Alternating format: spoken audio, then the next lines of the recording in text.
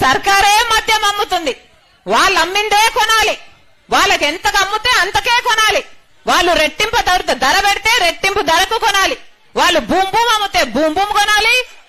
వాళ్ళు special status అమ్మితే special status కొనాలి. వాళ్ళు మెగా డిఎస్సి కూడా మెగా డిఎస్సి అమ్మితే మెగా డిఎస్సి కొనాలి. ఎక్కడయ్యా నీ వాగ్దానాలు అంటే అన్ని మద్యం షాపులో ఉన్నాయి.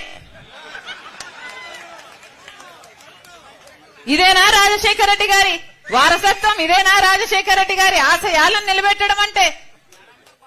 అది కూడా మన రాష్ట్రంలో, ఇది కూడా వినండి, ఇది కూడా ఒక సత్యమే. మన రాష్ట్రంలో 25% మందికి లివర్ చెడిపోయి, మద్యం తాగి లివర్ చెడిపోయి మన రాష్ట్రంలో 25% మంది ఎక్కువ చచ్చిపోతున్నారు మిగతా రాష్ట్రాలతో పోలిస్తే.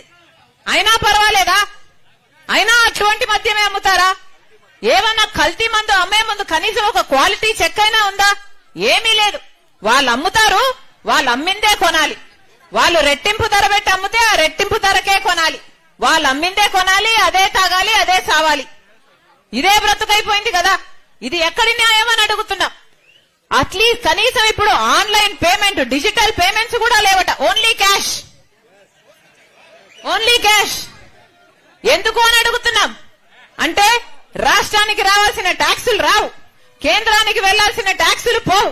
అంతా లిక్కర్ మాఫియా. ఈ డబ్బులన్నీ వీళ్ళ జోబుల్లోకే పోతాయి. వీళ్ళు ఎంతకు ప్రొడ్యూస్ చేస్తున్నారు, ఎంతకు అమ్ముతున్నారు, ఎంత అమ్ముతున్నారు, దేనికి లెక్కలు లేవు. ఈ డబ్బులు మొత్తం వీళ్ళ జోబుల్లోకే పోతున్నాయి. వీళ్ళ రాజశేఖర రెడ్డి గారి ఆశయాలను నిలబెట్టేది. అందుకే చెప్తున్నా, ఈ రోజు రాజశేఖర రెడ్డి బిడ్డ ఆంధ్ర రాష్ట్రంలో రాజకీయాలు చేయడానికి అడుగు పెట్టింది అంటే ఎందుకు పెట్టింది? ఊరికే పెట్టలేదు కదా. ఇక్కడ నా పుట్టింటికి అన్యాయం జరుగుతుంది కాబట్టే రాజశేఖర రెడ్డి బిడ్డ ఆంధ్ర రాష్ట్రంలో అడుగు పెట్టింది.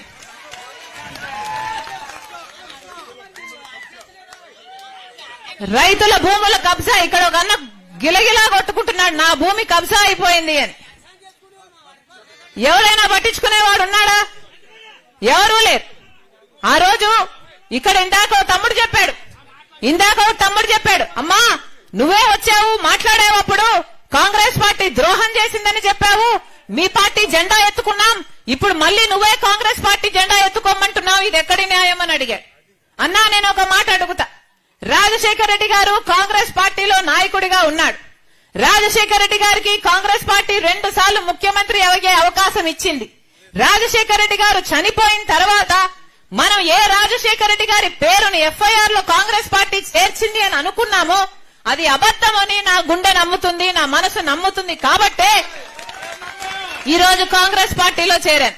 ఊరికే చేరలేదు. నేను సోనియా గాంధీ గారిని, రాహుల్ గాంధీ గారిని పర్సనల్ గా కలిశాను. వాళ్ళు నన్ను పిలిచి కూర్చోబెట్టి నాకు చెప్పిన విషయం, తల్లి మేము రాజశేఖర రెడ్డి గారి పేరును ఎఫ్ఐఆర్ లో చేర్చలేదు, మాకు ఈ విషయం తెలియదు.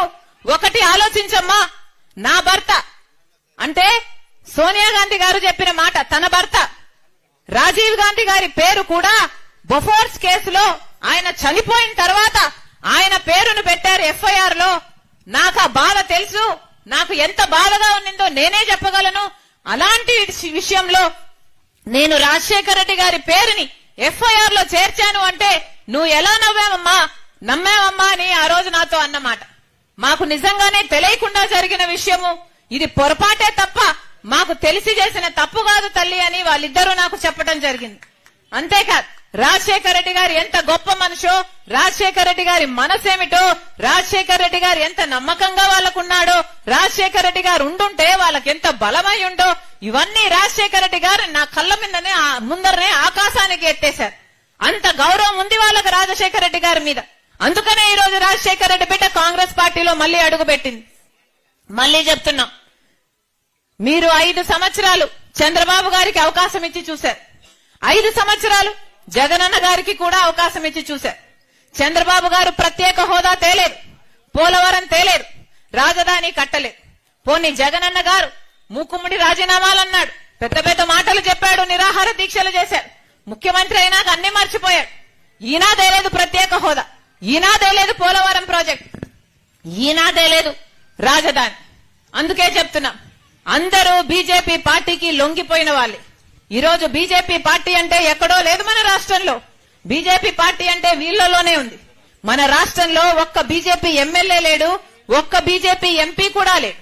అయినా కూడా ఈరోజు బీజేపీ మన రాష్ట్రంలో ఏలుబడి చేస్తుంది, రాజ్యం ఏలుతుంది. ఈరోజు ఆంధ్ర రాష్ట్రం బీజేపీ వశమైపోయింది, కైవశమైపోయింది.